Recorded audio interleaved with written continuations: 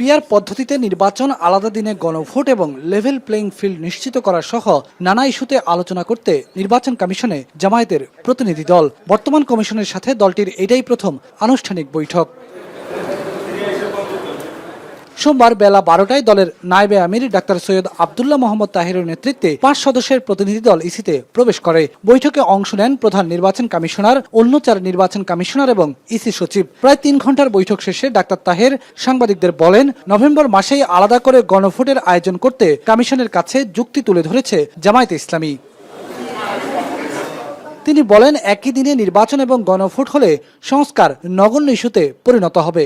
গণভোট জুলাই চার্টার কে সাংবিধানিকভাবে ভিত্তি দেওয়ার জন্য তো একসাথে হওয়ার ব্যাপারে কোনো দলের মত আছে।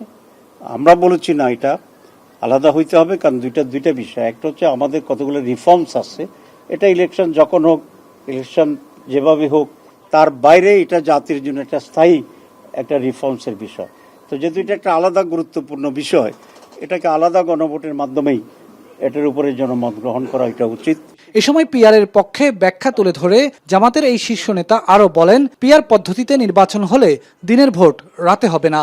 আমরা দেখছি 54 বছরের নির্বাচনে ট্রেডিশনাল পদ্ধতি নির্বাচনকে সুষ্ঠু করে নাই। পিআর সিস্টেম যদি হয়, কেন্দ্র দখল, ভোট কেন্দ্র দখল, দিনের ভোট রাতে হওয়া, সেটার সম্ভাবনাটা তো কমে যাবে। তিনি জানান, প্রবাসী ভোটাধিকার নিশ্চিতে ইসির কার্যক্রম নিয়ে সন্তুষ্ট বাংলাদেশ জামায়াতে ইসলামী। প্রবাসীদের ভোটের বিষয়টি এখানে গুরুত্ব পেয়েছে। বেলায়েত হোসেন, এখন, ঢাকা। 4 গুণ শক্তিশালী এনজাইম ও অধিক ফেনা সমৃদ্ধ অরিক সিলভার ওয়াশ মাত্র 70 টাকায়।